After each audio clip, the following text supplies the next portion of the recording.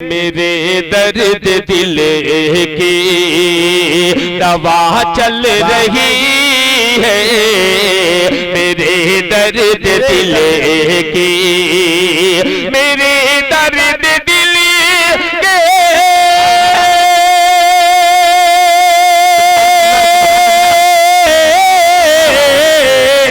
میرے درد دل کی دوا چل رہی ہے،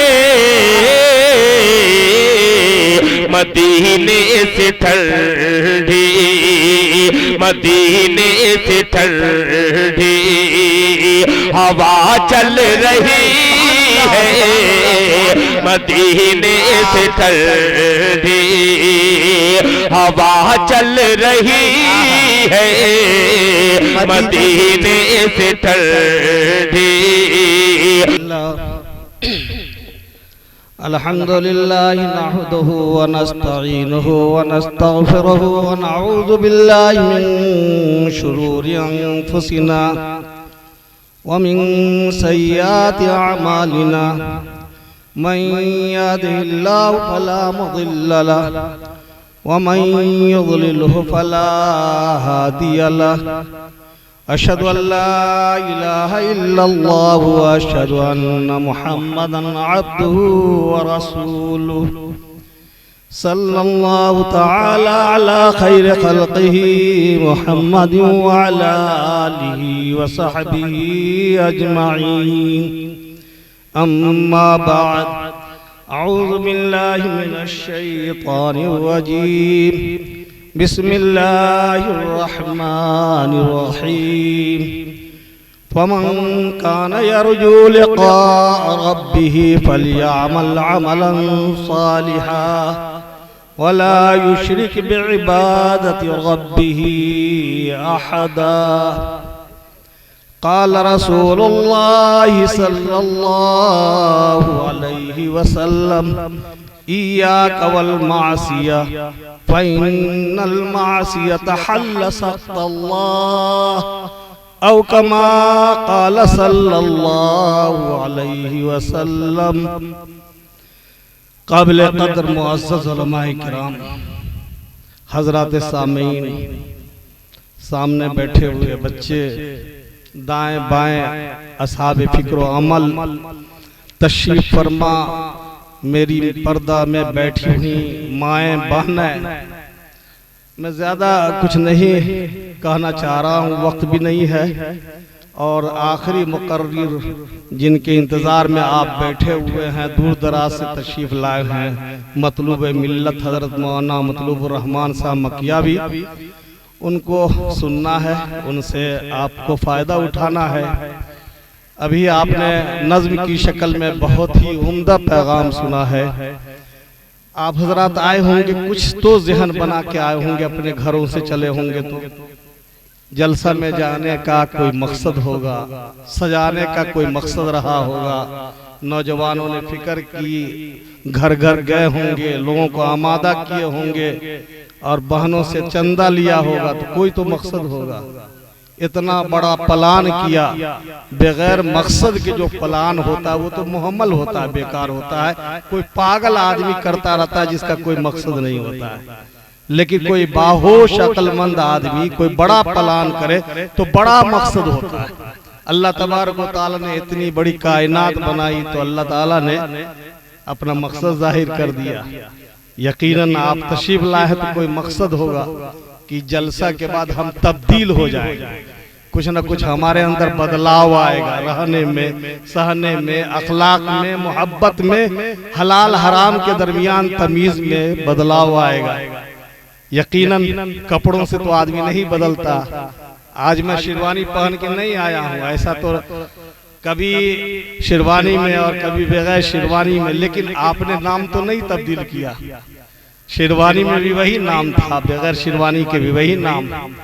ہم سب کے رئیس قاضی القضات حضرت قاضی شریعت حضرت مولانا مجاہد اسلام قاسمی، علمی دنیا میں وہ آفتاب مہتاب تھے، اور دوسرے ملکوں میں پہچانے جاتے تھے، انڈیا کی ترجمانی کرتے تھے، لیکن پاجامہ ایک اٹھا رہتا تھا، ایک نیچے گرا ہوا رہتا تھا، کوئی فرق نہیں پڑتا. لوگ ان کو چومتے تھے, ان کو نہیں چومتے تھے, ان کے علم کو چومتے تھے اور لا کر کے بیٹھلاتے تھے. میں آیا شرمندہ ہو گیا. یہ سامنے دائیں جانب شاگردوں کی کچھ جماعت تھی, لیکن ساتھ میں اور بزرگوں کو بھی دیکھا کھڑے ہو گئے. اس کا ہی مطلب تو نہیں کہ میں بڑا ہو گیا, یہ حقیقت نہیں ہے. ہم سے بہت سارے بڑے لوگ نیچے بیٹھے ہوئے ہیں, لیکن اس لیے آپ نے یہاں بیٹھلا دیا ہے کہ ہم اللہ کے احکامات کو بتلائیں گے, رسول کے پیغام کو سنائیں گے. میں تو یہی سمجھتا ہوں. ابھی ناظم جلسہ سے میں نے لاؤڈ اسپیکر لے لیا. بعض لوگ کہتے ہیں میرا نام کہو گے کہ میں خطیب الہند ہوں اور بلبل بنگال ہوں, میرا نام کہو گے میں مفسر قرآن ہوں. ایک صاحب بہت ناراض ہو گئے کہ میرے نام میں آپ نے پروفیسر نہیں لگایا. تو ایسے بھی لوگ ہیں. اور کبھی یہ بھی سوچا کہ اللہ کے رجسٹر میں نام لکھ گیا کہ نہیں لگ گیا. جلسہ میں آنے والوں میں تو نام لکھا گیا, لیکن اللہ کے رجسٹر میں نام لکھایا کہ نہیں لکھایا نہیں سوچا ہم لوگوں نے. کاش کہ یہ بھی سوچ لیتے. تیزی کے ساتھ ہم موت کی طرف بڑھ رہے ہیں نا. کوئی یہ سمجھ رہا ہے کہ رجب کے بعد شعبان آ جائے گا, پھاند کے رمضان میں چلے جائیں گے. آپ پہنچیں گے کہ نہیں پہنچیں گے کیا ٹھکانا. اللہ کے رسول تو دعا کیا کرتے تھے, اللہم بارک لنا فی رجب و شعبان و بلغنا رمضان. حضور کیوں دعا کرتے تھے؟ حضور کو کیا ضرورت تھی؟ آخر رمضان کے برکات کو کیوں آپ تلاش رہے ہیں؟ آپ برکت مانگتے تھے, اللہ زندگی میں برکت دیجئے, رجب بھی گزر جائے زندگی میں, شعبان بھی آ جائے, اور اللہ ہم کو پہنچا بھی دیجئے رمضان میں, تاکہ رمضان کے برکات حاصل ہو جائے. اس لیے نہ دعا کرتے تھے کہ پتہ نہیں رمضان کے چوک نہ جائیں. اپنے لوگ زندگی میں بولتے ہوک نہ جائے بندہ کہ پہنچ نہ سکے منزل پہ. کون آدمی نہیں سمجھ رہا ہے کہ موت آنی ہے؟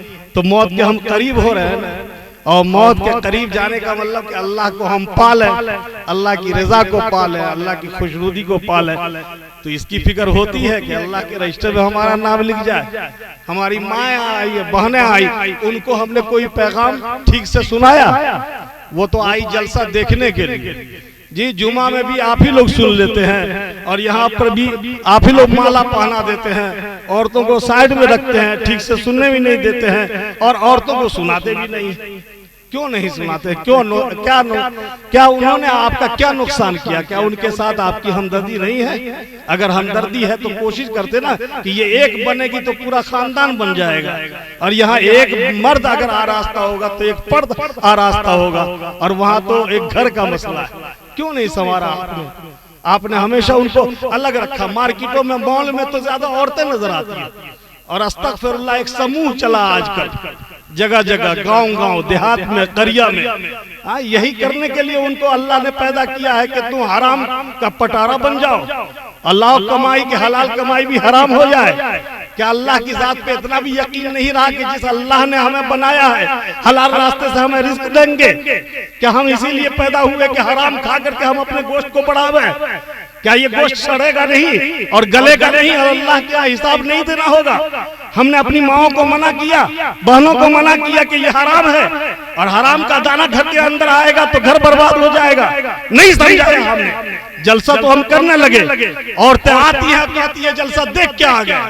کیا دیکھا؟ بہت لوگ تھے. کیا دیکھا؟ علماء آ رہے تھے. کیا دیکھا؟ تو شورا آ رہے تھے. لیکن جلسہ سنا بھی نہیں سنا. ان سے پوچھئے, دو کان رکھ کے بھی کچھ نہیں سنا.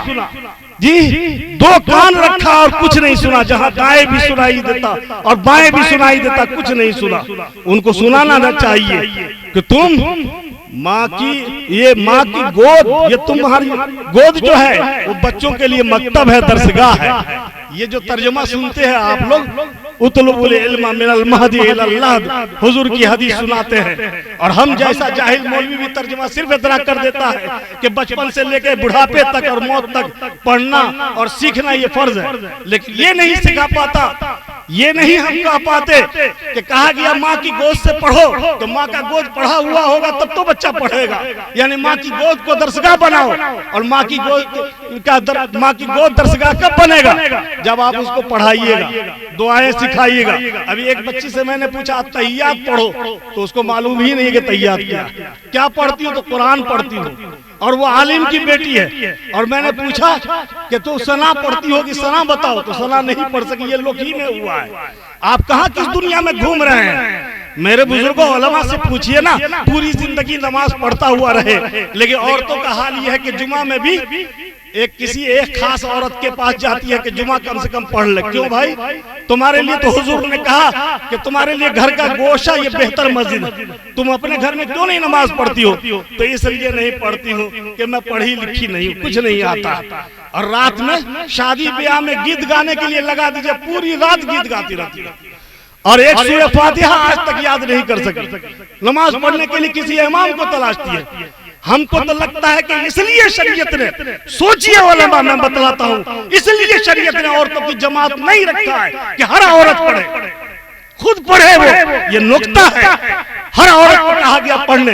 مردوں کے لیے تو آسان ہے کہ ایک امام کے پیچھے وہ پڑھ لیں گے اور ایک امام کی قرات کافی ہو جائے گی، لیکن عورتوں کو الگ الگ پڑھنے کے لیے بہتر کہا گیا ہے. اور حضور نے فرمایا ہے کہ تم اپنے گھر کے گوشہ کو مسجد بناؤ. اس لیے کہا گیا ہے کہ عورتیں پڑھیں گی تو گھر پڑھا لکھا ہوگا، عورتیں پڑھیں گی تو بچے پڑھے لکھے ہوں گے، حلال و حرام کو سمجھ سکتی ہوں گی.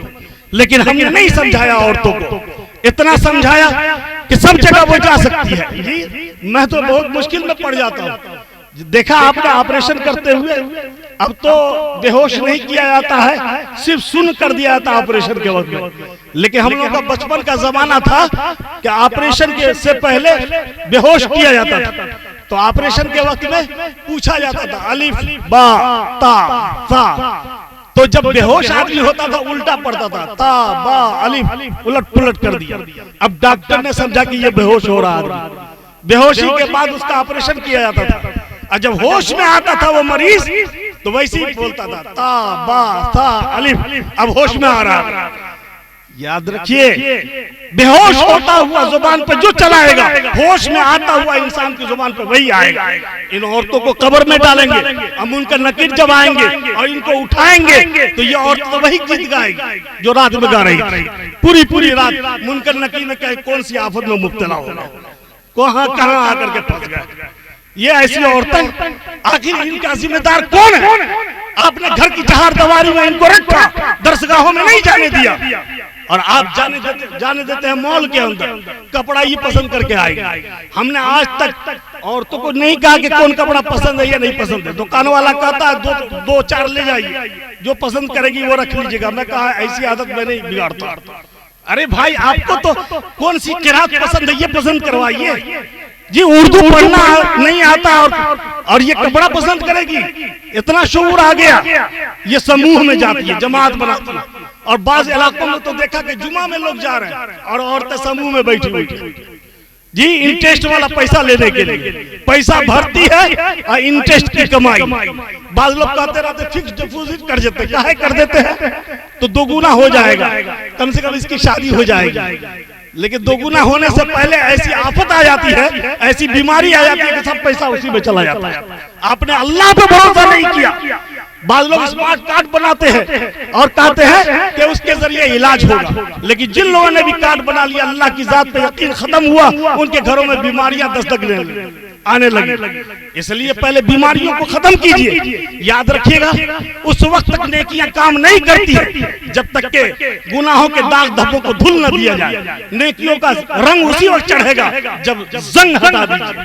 گناہوں کا زنگ نہیں ہٹے گا تو نیکیوں کا رنگ نہیں چڑھے گا. یہ شورا رات بھر پڑھتے رہیں اور آپ مالا پہناتے رہیے، پیسہ دیتے رہیے، لیکن آپ کا کیا فائدہ ہوگا؟ میں مسلمانوں سے بس ایک پیغام ضرور دینا چاہتا ہوں، اور میرے خیال میں اسی پر بات بھی ختم ہو جائے گی کہ جس دن یہ قوم اپنے اوقات کی حفاظت کرنے والی بن جائے، وقت کی قیمت سمجھنے والی بن جائے یہ قوم، اس دن ان کی عزت بڑھ جائے گی اور یہ کامیاب قوم ہو جائے گی. لیکن اوقات ہمارے ضائع ہو رہے ہیں. کہاں ضائع ہو رہے ہیں؟ جی فضول چیزوں میں، سموہ میں بیٹھی ہوئی ہے. بتائیے اتنی دیر میں سورہ فاتحہ یاد کر لیتے. میں یہ عرض کر رہا تھا کہ نماز میں پوری نماز وہ پڑھتی رہے، رکوع کرے، سجدہ کرے، ٹھیک ٹھاک کرے، لیکن نماز میں قرآن نہیں یاد. کیا یہ کہتے رہیے گا کہ نہیں پڑھی لکھی ہے اس لیے تم اسی طرح پڑھ لیا کرو؟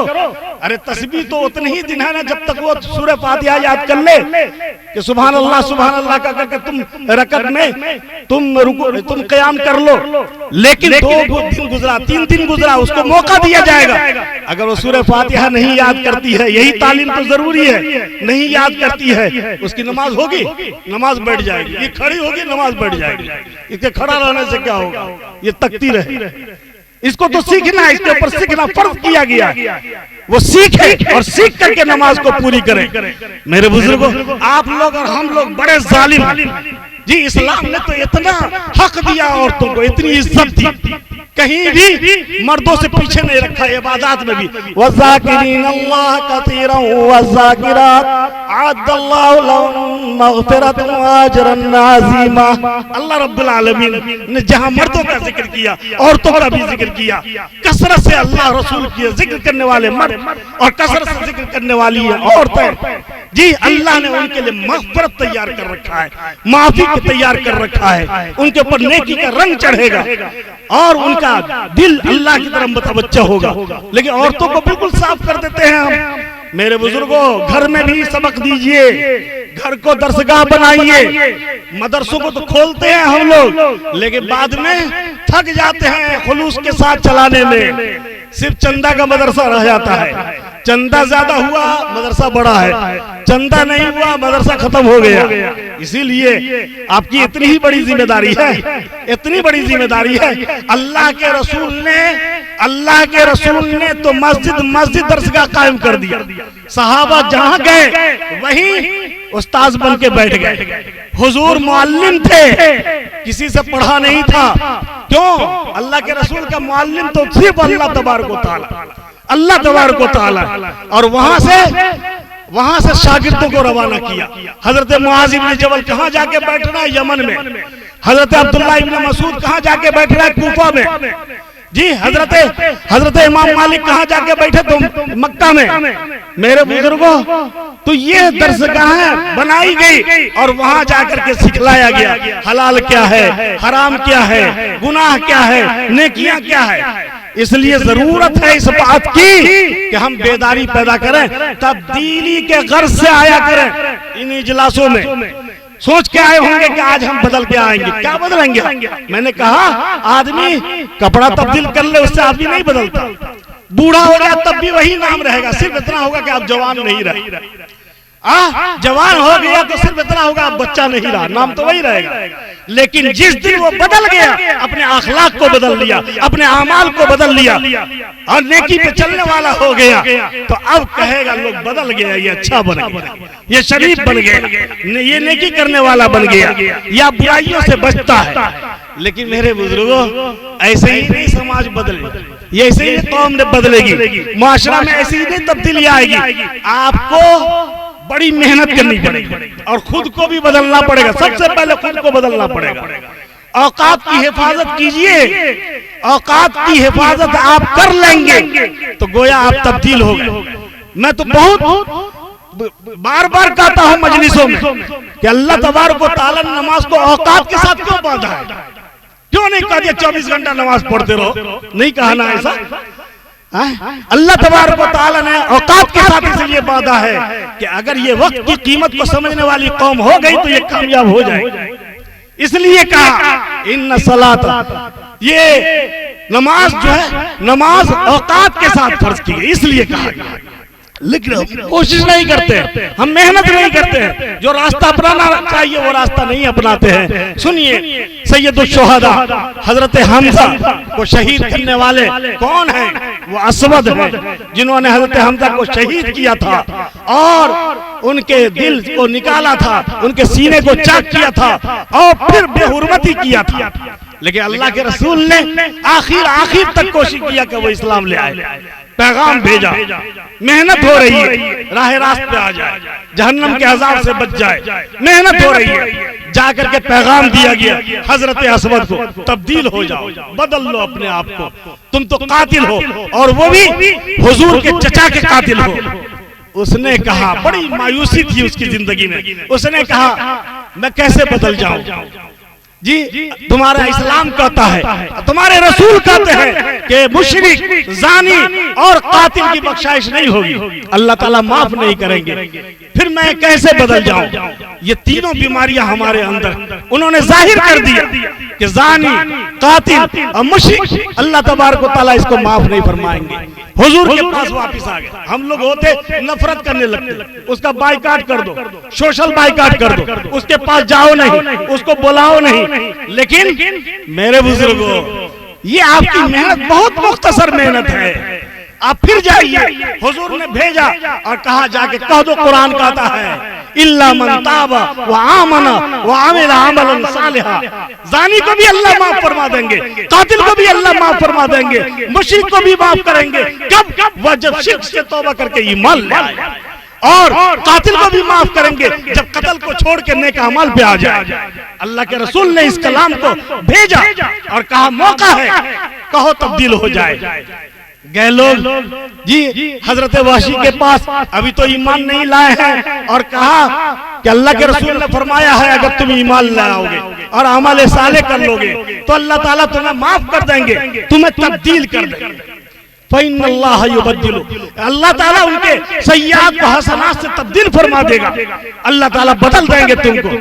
جب یہ کہا تو حبشی نے کیا جواب دیا؟ یہ تو بڑی محنت کرنی پڑے گی نا، پوری زندگی عمل کرنا پڑے گا، تب جا کر کے اللہ معاف فرمائیں گے، تو اتنا ہم کو موقع ہوگا، اتنی ہم محنت کر سکیں گے، تب جا کر کے اللہ معاف فرمائیں گے، اس لیے ہم کیوں ایمان لے آئے؟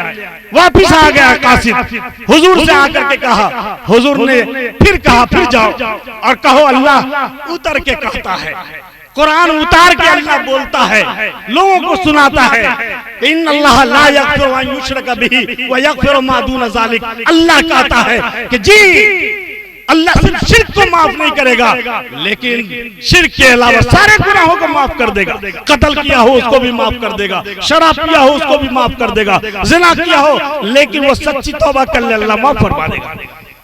جا کے جب کہا تو حبشی، وہ تو عربی زبان جانتے تھے، جب سنا کہا ہاں اللہ معاف تو کرے گا، ان اللہ لا یغفر ان یشرک بہ ویغفر ما دون ذلک، لیکن اللہ نے آگے لگا دیا لمن یشاء، جس کو چاہے گا اس کو اللہ معاف فرما دے گا، اللہ کی مشیت پہ ہے۔ میں اگر توبہ کر لیتا ہوں، ایمان لے آتا ہوں، تو پتہ نہیں اللہ چاہے گا کہ نہیں چاہے گا، اللہ کی مشیت شامل ہوگی کہ نہیں ہوگی۔ آگے قاصد واپس چھوڑ دیا حضور نے کہ جانے دو، وہ جہنمی کو اپنا رہا ہے، وہ گلے لگا رہا ہے۔ پھر حضور نے بھیجا کہ جا کے کہہ دو، اللہ پھر اتر کے کہتا ہے، آسمان سے کتاب آتی ہے اور یہ پیغام یہ قرآن مقدس سناتا ہے، کیا لا تقنطوا من رحمت اللہ، اللہ کہتا ہے کیوں مایوس ہو چکے ہو؟ جی اپنی نرمی پہ تم کو یقین ہے، اللہ اتنا بڑا مہربان ہے، اللہ معاف کرنے والا ہے، اللہ کی ذات پہ یقین نہیں ہو رہا ہے، اللہ کی رحمت سے مایوس مت ہو، تم توبہ کر لو، سچی توبہ کر لو، اللہ تبارک و تعالیٰ تمہیں معاف فرما دیں گے۔ میرے بزرگوں، معافی کا جب اعلان سنا وہ اسلام لے آئے اور حضرت وحشی بن گئے، جنت کا ٹکٹ مل گیا۔ اگر آدمی چاہے گناہوں سے توبہ کر کے اپنے کو تبدیل کر سکتا ہے، تبدیل کر سکتا ہے۔ آپ میں کا کوئی آدمی، کوئی تاجر شروع کی تجارت کو لے کر کے جاتا ہے بمبئی اور دہلی جاتا ہے، مکان تلاشتا ہے کہ کہیں ٹھکانہ مل گیا، کچھ کر کے روزی کما لیں گے، حلال راستے سے رزق حاصل کر لیں گے، گھومتا ہے در در جاتا ہے، ایک مکان کا مالک ملتا ہے اور وہ بہت با اخلاق، وہ بہت بڑا ہمدرد، وہ ملتا ہے، اس نے ٹھکانہ دیا کہ ٹھیک ہے آپ میرے مکان میں رہ سکتے ہیں، جہاں ساری ضرورت آپ کی پوری ہوگی، آپ یہاں رہیے، لیکن صرف میری ایک شرط، جو آدمی بہار سے گیا ہے بمبئی، جو آدمی بہار سے گیا ہے حیدرآباد، جو بہار سے گیا ہے دہلی، اگر اس کو کوئی بھاری شرط بھی ملے تو شرط پوری کرنے کے لیے تیار ہو جائے گا۔ وہ مکان کا مالک کہتا صرف ایک شرط ہے، آپ میرے گھر تشریف رکھیے، میرے آپ مہمان ہیں، آپ ٹھیک ہے روزی تلاشیے، کاروبار کیجئے، میری ایک شرط ہے کہ آپ میرے ہی ساتھ کھانا کھائیں گے، تینوں وقت کا کھانا میرے ساتھ کھائیں گے، ناشتہ بھی کھائیں گے، دوپہر کا کھانا بھی کھائیں گے، رات کا کھانا بھی کھائیں گے۔ یہ اگر شرط منظور ہے آپ میرے گھر رہ سکتے ہیں۔ بھلا بتلائیے کتنا آدمی خوش ہوگا؟ یہ سوچے گا کہ اللہ نے راستہ لگا دیا، اللہ کی یہ نصرت آ گئی، جی میں کام کر کے آؤں گا اب مجھے کھانا بھی یہاں مل جائے گا، رہنے کے لیے سہولت بھی مل گئی اور ضروریات پوری کرنے کے لیے پوری جگہ مل گئی، اور ساتھ میں یہ اللہ تبارک و تعالیٰ نے مدد فرما دیا۔ اللہ تبارک و تعالیٰ نے آپ کو کائنات بنا کر کے دیا ہے، ہم سب کو، آپ کو، عبداللہ کو، عبد الرحمن کو، مریم کو، زینب کو، سب کو دیا۔ اللہ تبارک و تعالیٰ نے جسم کے لیے، سارے جسم کی ضروریات کے لیے سب کچھ پھیلا دیا پوری دنیا کے اندر، کائنات کے اندر ضروریات کی چیزیں پھیلی ہوئی ہیں، آپ بقدر ضرورت استعمال کیجئے، بلکہ اگر آپ نے ضرورت کے بقدر استعمال نہیں کیا، آپ کی جان تلف ہو گئی، ختم ہو گئی، تو اللہ کے یہاں باز پرس ہوگی۔ اللہ تعالیٰ پوچھے گا، جی ہم نے جائز راستے سے تمہیں اپنی ضرورت پوری کرنے کے لیے اجازت دی تھی، بلکہ تم پر ضروری قرار دیا تھا، لیکن تم نے اپنی جان کو ہلاک کر لیا، تمہاری جان تھی، یہ تو میری دی ہوئی امانت تھی۔ اللہ پوچھ لے گا آپ کیا جواب دیں گے؟ تو یہ جسم کی ضروریات ہے جس کو اللہ تعالیٰ نے پوری کائنات کے اندر پھیلا دیا، لیکن اللہ تعالیٰ ایک شرط رکھ رہا ہے اپنے بندوں کے سامنے، ایمان والے کے سامنے، مرد کے سامنے، خوش نصیب عورتوں کے سامنے اللہ تعالیٰ ایک شرط رکھ رہے ہیں کہ میرے بندو تم میری کائنات میں رہو، اپنی ضروریات بھی پوری کرو، لیکن میری ایک شرط ہے کہ صرف تمہارا جسم نہیں ہے، تمہارے ساتھ جسم کے ساتھ روح بھی ہے۔ جسم تو سڑ جائے گا، جسم تو گل جائے گا، جسم تو خراب ہو جائے گا، لیکن تمہاری روح تمہارے ساتھ ہوگی، قبر کے اندر بھی تمہاری روح پلسرات پہ بھی، اور تمہاری روح ہر جگہ ہوگی تمہارے ساتھ۔ تو اس لیے تمہاری روح کو غذا دینا ہم چاہتے ہیں، 5 وقت میرے گھر آؤ اور میرے گھر آ کر کے روح کی غذا حاصل کر لو، یہ میری شرط ہے۔ میری کائنات کے اندر رہو، لیکن 5 اوقات میں میرے پاس آ جاؤ اور میں تمہیں روح کی غذا دوں گا، تم آ کر کے غذا لے لو۔ میری یہ اگر شرط ہے، اگر میری یہ شرط اگر منظور ہے تو میری کائنات میں تم محبوب ہو، تم میرے چہیتے ہو۔ میرے بزرگوں، یہ ایمان والوں کے سامنے اللہ تبارک و تعالیٰ نے یہ شرط رکھی ہے، 5 وقتوں میں اللہ کی بارگاہ میں حاضری ہو، اور اللہ تبارک و تعالیٰ جو روح کی غذا فراہم کرتے ہیں، وہ روح کی غذا وہاں اللہ کے گھر سے ہمیں ملے گی۔ لیکن کتنی کوتاہیاں ہو رہی ہیں علماء میں، پڑھے لکھے لوگوں میں، جی اور غیر پڑھے لکھے لوگوں میں اتنی کوتاہی ہو رہی ہے کہ بتایا نہیں جا سکتا ہے۔ میرے بزرگوں، یہ رجب میں آپ پہنچے ہیں، اگلا قدم شعبان میں جائے گا۔ مشہور ہے کہ اللہ تبارک و تعالیٰ نے حضور کو معراج میں طلب فرمایا، مہمان بنا کر کے بلایا۔ یہ مشہور ہے کہ رجب ہی کا مہینہ تھا، جی یہ مہینہ تھا۔ آخر کس کام کے لیے اللہ کے رسول کو بلایا؟ اللہ نے اپنے محبوب کو بلایا، کہاں بلایا، کیسی اونچائی پہ بلایا، ذرا سوچئے اور تصور کیجئے۔ بلکہ میں آپ سے کہنا چاہتا ہوں کہ اگر واقع اسرا کو کوئی ایمان والا سامنے رکھے، واقع معراج کو ساتھ لے کر کے چلے، تو اس کی زندگی کامیاب ہو کر رہے، اس کی زندگی خوشبودار ہو کر کے رہے گی۔ اللہ رب العزت نے بلایا اپنے بندے، اپنے محبوب کو، جی سفر ہوا، کتنا لمبا سفر ہے، سوچئے، تصور کیجئے۔ جی سورہ اسرا میں پڑھئے، بیت اللہ سے بیت المقدس حضور جا رہے ہیں، اور اس طویل سفر میں کئی مقامات پہ حضور کو روکا گیا۔ اللہ کے رسول ایک ایسی جگہ سے گزر رہے ہیں، حضرت جبرائیل اور میکائیل لے کر کے چل رہے ہیں، جہاں دیکھا کھجوروں کا درخت ہے اور باغ کا باغ ہے لگا ہوا۔ حضرت جبرائیل علیہ السلام نے کہا، اے اللہ کے رسول، اے اللہ کے محبوب، یہاں اتر کر آپ 2 رکعت نماز ادا فرمائیے۔ کیوں؟ یہ وہ جگہ ہے جہاں آپ ہجرت کر کے آئیں گے، یہ بتلایا گیا، یہ ہجرت کی جگہ ہے، یہاں بھی 2 رکعت نماز پڑھنے کو کہا گیا۔ کہاں جہاں حضور ہے وہاں نماز، حضور سفر کر رہے ہیں تو نماز، حضور ہجرت کر رہے ہیں تو نماز، حضور اٹھ رہے ہیں تو نماز، حضور آرام کے لیے جا رہے ہیں تو نماز۔ کہاں ہے جہاں حضور ہو نماز نہ ہو؟ حضور کو دکھلائی گئی وہ جگہ، جب آگے بڑھتے ہیں وہ جگہ دکھلائی گئی جو حضرت یونس علیہ السلام کی تھی۔ نینوا سے جب گزر رہے ہیں، آپ کو کہا گیا نبیوں کی یہ جگہ ہے، یہاں آپ 2 رکعت نماز پڑھ لیجیے۔ میں پورا واقعہ نہیں بتانا چاہتا، لیکن عرض یہ کرنا چاہتا ہوں کہ حضور کا سفر ہو رہا کس لیے ہو رہا؟ یہ بات سمجھیے، پورے واقعہ کو چھوڑیے، حضور بیت المقدس گئے اور بیت المقدس میں جا کر کے آپ نے 2 رکعت تحیت المسجد ادا کی۔ ایک روایت میں ہے کہ اسی وقت تمام انبیاء کی امامت کی، لیکن جو راجح روایت ہے کہ واپسی میں جب سارے انبیاء استقبال میں آئے تو اس وقت آپ نے سارے نبیوں کی امامت کی بیت المقدس کے اندر، آپ نے امامت فرمائی ہے واپسی کے وقت۔ بہرحال اس کے بعد اب تک تو براق سے چل رہے تھے، اس کے بعد ایک زینہ لایا گیا اور اس پر آپ سوار ہوئے اور پھر لے جایا گیا کہاں؟ آسمان اول پہ۔ حضرت آدم علیہ السلام ہے وہاں استقبال ہوا حضور کا، حضور نے سلام کیا، معلوم ہوا کہ آنے والے پہ سلام، چاہے کتنا بڑا ہو، کتنا بڑا خطیب جب آ رہا ہو خطبہ دینے کے لیے وہ سلام کرے، مقتدیوں کا کام نہیں کہ وہ سلام کرے۔ بعض لوگ رہتے ہیں انتظار میں کہ ہم چچا ہیں اس لیے ہم نہیں کریں گے سلام، بھتیجا ہے وہ کرے گا، یہ اسلام میں اصول ہے ہی نہیں۔ ایک صاحب نے ابھی سوال کیا مجھ سے کہ کیا شوہر گھر میں آئے تو بیوی ہی کے اوپر لازم ہے کہ وہ سلام کرے؟ جناب لازم بھی کر دیجئے تو بیوی سلام نہیں کرے گی، بیوی تو اس کے بعد سلام کرے جب عادی بن جائے گی۔ عادی کب بنے گی؟ آپ جب آئیے تب سلام کیجئے، جب آئیے تب سلام کیجئے، تو وہ سوچے گی کہ میرا سرتاج، میرے سر کی پگڑی، جی جس کے ساتھ میری زندگی گزرتی ہے، بار بار سلام کرتے ہیں، اس لیے میں کھڑی ہو کر کے میں ان کا استقبال کروں گی اور میں سلام کروں گی۔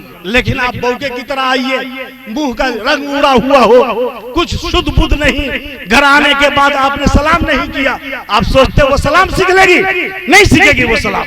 بہرحال حضور نے سلام کیا، حضرت آدم علیہ السلام نے کہا مرحبا مرحبا بابن الصالح و نبی الصالح۔ حضور کا استقبال ہوا، حضرت آدم سے ملاقات ہوئی، تعارف ہو گیا، واقعہ نہیں بتانا ہے۔ دوسرے آسمان پہ تشریف لے گئے، پہلے آسمان سے دوسرے آسمان کی کتنی دوری ہوگی سمجھ پانا مشکل ہے، کوئی نہ پہلے آسمان پہ پہنچا ہے اور نہ کوئی دوسرے آسمان پہ پہنچ سکتا ہے۔ یہ تو حضور کی ذات تھی جن کے لیے یہ کائنات وجود میں آئی ہے، ان کی ذات تھی، دوسرے آسمان پہ پہنچے، دوسرے آسمان پہ ملاقات ہو گئی جی حضرت یحییٰ علیہ السلام سے، حضرت عیسیٰ علیہ السلام سے، وہاں بھی استقبال کیا، حضور نے سلام کیا، انہوں نے استقبال کیا، مرحبا مرحبا بأخی الصالح و نبی الصالح، حضور کا استقبال کیا۔ تیسرے آسمان پہ گئے، وہاں ملاقات ہو گئی سیدنا یوسف علیہ السلام سے، انہوں نے بھی استقبال کیا، مرحبا مرحبا بأخی الصالح و نبی الصالح۔ چوتھے آسمان پہ گئے، حضرت ادریس علیہ السلام نے استقبال کیا، مرحبا مرحبا بأخی الصالح و نبی الصالح۔ پانچویں آسمان پہ گئے، حضرت ہارون علیہ السلام نے استقبال کیا۔ ایک بات ذہن میں آ رہی ہوگی آپ کے، یہی 4-5 نبی استقبال کرنے والے ہیں، کیا اوروں سے ملاقات نہیں ہوئی حضور کی؟ لیکن کسی ایک کا ذکر ہو جائے اس کا مطلب نہیں کہ دوسرے نبیوں سے ملاقات نہیں ہوئی، ان کا ذکر حدیث میں ہے، اس لیے میں ان کا نام لے رہا ہوں۔ بقیہ تو سارے نبی کی حضور نے امامت کی ہے۔ چھٹے آسمان پہ گئے، حضرت موسیٰ علیہ السلام سے ملاقات ہوئی، انہوں نے استقبال کیا، مرحبا مرحبا مرحبا مرحبا بأخی الصالح و نبی الصالح۔ ساتویں آسمان پہ گئے، جد امجد بیت المعمور سے سہارا لے کے بیٹھے ہوئے ہیں سیدنا حضرت ابراہیم علیہ السلام، حضرت ابراہیم کی ذریت میں حضور، حضرت ابراہیم علیہ السلام نے بھی استقبال کیا، ملاقات ہوئی۔ کیا پوچھنا، وہی بیت المعمور ہے جو بالکل بیت اللہ کے محاذات میں ہے، ادھر آسمان پہ فرشتوں کا قبلہ بیت المعمور اور ادھر زمین پہ انسانوں کا قبلہ بیت اللہ۔ اللہ کو کتنا پسند ہے، پوری دنیا چکر لگا رہی ہے بیت اللہ کا، اور تمام فرشتے چکر لگا رہے ہیں بیت المعمور کا، بلکہ حدیث میں آتا ہے کہ 70,000 فرشتے ہر وقت طواف کرتے ہیں، اور ایک بار جن کا نمبر آیا پھر قیامت تک دوبارہ نمبر نہیں آئے گا۔ بے انتہا فرشتے جی طواف کر رہے ہیں بیت المعمور کا، اور چونکہ حضرت ابراہیم نے بیت اللہ کی تعمیر کی تھی، اللہ کے اتنے محبوب ہوئے کہ اللہ نے فرشتوں کے قبلے سے ان کو سہارا دے دیا، ٹک لگا دیا۔ اس کے بعد آگے جاتے ہیں، حضرت جبرائیل اور میکائیل علیہ السلام لے جا کے ایک مقام پہ چھوڑتے ہیں، ایک میدان ہے اور وہاں ایک پیڑ ہے سدرۃ المنتہا جس کو کہتے ہیں. نہیں جانتا ہے کہ کوئی یہ کیسا پیڑ ہے, کس کی بساط ہے جی, جہاں سونے کے پروانے گر رہے تھے اور منڈلا رہے تھے. حضرت جبرائیل علیہ السلام نے بھی کہا بس اس کے آگے ہم بھی نہیں جا سکتے, یہاں تو صرف معبود ہوگا, یہ معبود کا محبوب ہوگا, کوئی تیسرا نہیں ہو سکتا ہے. اللہ کے رسول کو آگے بڑھنا ہے, اللہ کے رسول آگے جاتے ہیں اور اتنا قریب ہوتے ہیں. دنا فتد اللہ, جتنا قریب اللہ تعالیٰ کو بلانا تھا اپنے محبوب کو بلا لیا. کس کام کے لیے؟ میں صرف یہی نتیجہ نکال کے بات ختم کر دوں گا, صرف یہی نتیجہ. کس کام کے لیے اتنا لمبا سفر کرایا, اتنا استقبال ہوا, سارے نبیوں نے استقبال کیا, کس کام کے لیے بلایا تھا؟ اتنا قریب بلایا جہاں اس کے اوپر عرش ہے یا لوح ہے یا قلم ہے, کچھ نہیں جی. قلم کے چلنے کی کھسکھساہٹ سن رہے ہیں. فَأَوْحَا إِلَىٰ عَبْدِهِ مَا أَوْحَا جی. معبود بات کر رہا اپنے محبوب سے, کیا بات کر رہا ہے وہ محبوب جان رہا ہے اور وہ اللہ جان رہے ہیں جی. میرے بزرگوں بات کیا اور واپسی کے وقت میں تحفہ دیا. تحفہ جتنا بڑا بادشاہ اتنا بڑا تحفہ. یہاں تو بادشاہوں کا بادشاہ, یہاں تو خالق کائنات, یہاں تو نبیوں کا خالق, یہاں تو ولیوں کا مالک, یہاں تو پالنہار, مردوں کا مالک, عورتوں کا مالک, کائنات کا مالک اور زمین کی ساری معدنیات کا مالک. وہ تحفہ کیسا دے رہا ہے؟ 50 وقتوں کی نماز. یہ تحفہ لے کر کے جائیے. کس نے سمجھا بوجھ؟ اللہ کا کوئی بندہ اللہ کی بندگی کو بوجھ نہیں سمجھ سکتا ہے. یہ تو اللہ کا تحفہ ہے, لے جائیے. 50 وقت کی نماز ہے. معلوم یہ ہوا اور کسی دوسرے کام کے لیے ہمارا آپ نہیں آئے, صرف اور صرف اللہ کی بندگی کے لیے آئے. چھٹے آسمان پہ آئے. موسیٰ علیہ السلام نے پوچھا کیا ہوا؟ کہا حضرت 50 وقت کا تحفہ ملا. موسیٰ علیہ السلام نے کہا بنو اسرائیل کو جھیل چکا ہوں, 2 وقت کی نماز پوری نہیں کر سکے, یہ 50 وقت کی نماز آپ کی امت کیسے جھیلے گی؟ جائیے کچھ تخفیف کروا لیجئے. حضور جا رہے ہیں, تخفیف کروا رہے ہیں. 5 وقت نماز گھٹ رہی ہے. 5 بار جب جانا ہوا تو جا کر کے آخر میں اللہ تعالیٰ کا 5 وقت پھر آئے. حضرت موسیٰ نے کہا یہ بھی زیادہ ہو گئی. تو حضور نے فرمایا اب میری حیا نہیں کہتی کہ میں پھر جاؤں اللہ کے حضور میں, لیکن اللہ تعالیٰ نے یہ اشارہ دے دیا کہ میرے بندوں کو 5 وقت کا تحفہ دو. یہ 5 وقت کی نماز ادا کریں گے, ایک نماز کے بعد دوسرے نماز کا انتظار کریں گے. انتظار بھی نماز میں گزرے گا, انتظار میں بھی نماز کا ثواب ملے گا. پڑھیں گے یہ 5 وقت, ثواب ملے گا 50 وقت. یہ سو رہے ہوں گے, دھیان میں رکھتے کہ فجر کی اذان ہوگی تو ہم بیدار ہوں گے. تو اس لیے یہ سوتے وقت بھی نماز کا ثواب, اس کا راستہ کھول کے سو رہے ہیں. سونے کی حالت میں بھی ان کو نماز کا ثواب مل رہا ہوگا. میرے بزرگوں اس کو آپ ٹال کے اگر پڑھیں گے اس نماز کو تو آپ کامیاب نہیں ہوں گے. اس لیے اوقات کے پابند ہو جائیے. اتنا بڑا تحفہ یہی رجب المرجم میں, جس میں اللہ کے رسول نے رجب کے برکت کی دعا کی, شعبان کے برکت کی دعا کی اور اللہ سے مانگا کہ اللہ مجھ کو رمضان میں پہنچا دیجئے تاکہ رمضان کے برکات مل جائیں. جی, اور وہی نماز جو رمضان میں ادا کی جاتی ہے اس میں آپ جان رہے ہیں ایک نفل کا ثواب فرض کا ہو جاتا ہے, ایک فرض کا ثواب 70 فرض کے برابر ہو جاتا ہے. اس لیے رمضان میں پہنچنے کی دعا کر رہے ہیں. میرے بزرگوں جس دن آپ نماز سے قریب ہو جائیں گے اور جس کے اندر بھی نماز کی پابندی ہو جائے گی, میں یہ سمجھتا ہوں کہ وہ برائیوں کے ساتھ نہیں رہ سکے گا. اللہ کے حضور جا رہا ہے, جس چہرہ کو لے کر کے جا رہا ہے سوچ کے جائے گا میں حرام کھا کر کے اللہ کے حضور کیسے جاؤں. حدیث میں تو یہ ہے کہ مسجد جاؤ تو لہسن اور پیاز کھا کے نہیں جاؤ, تمہارے منہ سے بدبو نکلے گی, فرشتے تم سے بدکیں گے اور بھاگیں گے. اور حدیث میں یہ بھی آتا ہے کہ جو بندہ جھوٹ بول کے جاتا ہے اس کے منہ سے بھی بدبو نکلتی ہے, فرشتے اس سے بھی بھاگیں گے. بندہ رکے گا کہ میں اللہ کے حضور جا رہا ہوں, جو بدبو اللہ کو پسند نہیں آئے گی وہ بدبو لے کر کے کیسے جاؤں. اس لیے وہ جھوٹ سے توبہ کر کے جائے گا. جو حرام کھا کر کے جائے گا, اللہ کو حرام پسند نہیں ہے, وہ توبہ کرے گا یا اللہ کوئی حرام لقمہ میرے منہ کے اندر نہیں آئے, ورنہ تو میرے منہ سے بدبو آئے گی. اور وہ مسجد میں جانے سے پہلے وہ حرام سے توبہ کرے گا. لہٰذا نماز کو اگر پابندی کے ساتھ مرد ہوں مسجدوں میں, عورتیں اپنے گھروں میں, اگر وہ پابندی کے ساتھ نماز ادا کرتی ہیں تو میرا یقین ہے کہ وہ حرام خوری سے یقیناً بچیں گے اور حرام سے وہ توبہ کریں گے۔ میرے بزرگوں، اللہ تبارک و تعالی نے آپ کو ہوش حواس دیا ہے۔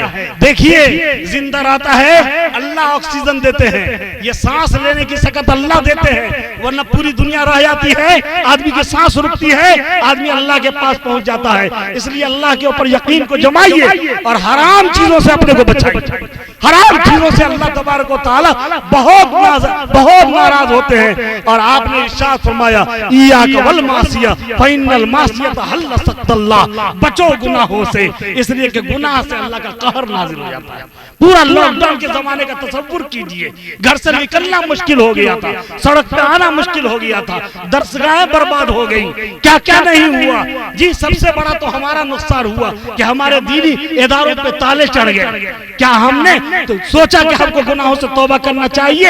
اللہ ہمارا ناراض ہو گیا ہے، ساری سازشیں ایک طرف، لیکن اللہ تبارک و تعالی اگر نہیں چاہیں گے بند کرنا تو ہم کو کوئی بند نہیں کر سکتا۔ اس لیے ہمیں توبہ کرنا چاہیے گناہوں سے، حرام سے توبہ کرنا چاہیے۔ ایک جگہ حدیث میں حضور نے فرمایا ایاک والمحقرات الذنوب، چھوٹے چھوٹے گناہوں سے بچو، یہی چھوٹا گناہ تم کو جری بنا دے گا اور تم بڑے گناہوں میں مبتلا ہو جاؤ گے، اور جب چھوٹے گناہوں سے بچو گے تو یقیناً اللہ بڑے گناہوں سے بچا لے گا۔ جی آدمی جوا کی جگہ کھڑا ہوتا ہے، دیکھتے دیکھتے وہ جوا کھیلنے والا ہو جاتا ہے، شراب کی جگہ پہ وہ کھڑا ہوتا ہے، وہاں کھڑا ہوتے ہوتے شراب پینے والا ہو جاتا ہے۔ اس لیے فرمایا گیا چھوٹے گناہوں سے بچو، اپنے بچوں کو بچائیے، اپنی بچیوں کو بچائیے، دسترخوان پہ ان کو تلاشیے، وہ ہر خیر کی جگہ پہ ان کو ساتھ رکھیے۔ اس لیے حضور نے فرمایا انگلی پکڑ لو اپنے ساتھ مسجد لے جاؤ، کم سے کم مسجد کے ماحول میں ان کی ذہن سازی ہوگی، اور گناہ کی جگہ سے جب الگ ہوں گے تو ان کا دل اللہ کی طرف متوجہ ہوگا۔ اس کی کوشش کرنی ہے ہم سب کو، اور یہ کوشش آپ کریں گے، گھر سے کریں گے، ماں کی گوشت سے اگر یہ کوشش ہوگی تو ہماری اولاد نافرمان نہیں ہوگی، ہمارے ہاتھ سے نہیں نکلے گی۔ یہ اولادیں جو ہاتھ سے نکل رہی ہے بہت افسوس کا وقت ہے، سننے کو جب ملتا ہماری بیٹیاں غیروں کے ساتھ جا رہی ہیں، کس وجہ سے جا رہی ہیں؟ سوچئے ذرا کس وجہ سے جا رہی؟ ان کا ماحول خراب ہو گیا، ان کی صحبت خراب ہو گئی، سوچ خراب ہو گئی، تو ایمان کی بھی کوئی قیمت نہیں رہی۔ اس لیے میرے بزرگوں اپنے بچوں کو بچائیے، اپنی بیٹیوں کو بچائیے، اللہ کا خوف لائیے۔ اگر اللہ کا خوف آ جائے گا تو یقین ہے میرا کہ آپ کی دنیا بھی بچے گی اور آخرت بھی آپ کی بہتر بنے گی۔ اللہ سے دعا کیجئے، اللہ سے مانگنے کی ضرورت ہے، اللہ سے کہنے کی ضرورت ہے۔ کوشش کی بھی توفیق اللہ کی طرف سے ملتی ہے، بغیر اللہ کی توفیق کے آدمی کوشش نہیں کرتا ہے اور غلط راستے ہی کو بھی بہتر راستہ سمجھنے لگتا ہے۔ اس لیے اللہ سے دعا کیجئے اور اللہ سے کہیے کہ اللہ تبارک و تعالی ہماری حفاظت فرمائے۔ پتہ نہیں ہمارے بعد نسلوں کا کیا حال ہوگا، ہم جس کام کے لیے آئے ہم راستہ سے بھٹک چکے ہیں۔ احساس ہو جائے تو ایسا نہیں کہ اسی لائن پہ ہم اپنی گاڑی کو چلاتے رہیں گے، زندگی کے سفر کو جاری رکھیں گے۔ احساس ہو چکا ہے کہ غلط راہ پہ جا رہے ہیں، جہاں سے ہم صحیح منزل پہ نہیں پہنچ پائیں گے، اپنی گاڑی کے رخ کو موڑ لیجئے، اس راستے کو پکڑ لیجئے جو راستہ آپ کو منزل تک پہنچا دے، اور جو راستہ آپ کو اللہ کی رضا تک اور خوشنودی تک پہنچا دے، تو یقیناً ہمارا آپ کامیاب ہو جائیں گے۔ اللہ سے دعا کرنے کی ضرورت ہے کہ اللہ تبارک و تعالی ہمارا خالق ہے، مالک ہے، اور ہماری ساری ضرورتوں کو دیکھ رہا ہے، ہماری ساری ضرورتوں کو پوری کرے گا۔ اللہ پہ یقین جب ہو جائے گا تو ہم جائز راستے سے اللہ سے مدد مانگیں گے، اللہ کی نصرت یقیناً اترے گی۔ تو ہم سب کو دعا بھی کرنا ہے اور تدبیر بھی کرنا ہے۔ اب یہاں سے ہم پیغام لے کر کے جائیں کہ ہم تھوڑا بدل چکے ہیں، دل ہمارا بدل چکا، چہرہ تو وہی لے کر کے آئے لیکن اخلاق ہمارا بدل چکا، ہماری سوچ بدل چکی۔ ہم حلال چیز میں حرام کو شامل نہیں ہونے دیں گے، نہیں تو ہمارے حلال کی بھی اہمیت ختم ہو جائے گی، ہمارا حلال بھی حرام ہو جائے گا۔ یہ سوچ اگر بن گیا تو ہم تبدیل ہو گئے، ہماری پلاننگ کامیاب ہو گئی، جلسہ کرنے والے کامیاب ہو گئے کہ آج ہم ایک پیغام دے کر کے آئے۔ ہمارے شورا آئے، انہوں نے پیغام دیا، علماء آئے، انہوں نے پیغام دیا۔ پھر انشاءاللہ کبھی موقع ملے گا۔ رات کا پہلا حصہ میں سوچ رہا رہا تھا کہ اگر کچھ موقع ملے تو آپ سے کچھ گفتگو کر سکوں، لیکن بہرحال جو موقع ملا آپ کے سامنے ایک دو بار کہ وقت کی حفاظت کیجئے اور گناہوں سے بچنے کی کوشش کیجئے، حلال روزی کے ذریعے اپنی پرورش، اپنے بچوں کی پرورش کیجئے، ورنہ سوچ سمجھ بھی خراب ہوتی ہے، صحت بھی برباد ہوتی ہے، اور جہنم کے لیے پھر بچوں کی تربیت ہوتی ہے، جہنم کے لیے بچوں کی تربیت نہیں کیجئے۔ اللہ ہماری اور آپ کی اور پوری امت مسلمہ کی حفاظت فرمائے۔ وآخر دعوانا الحمدللہ رب العالمین۔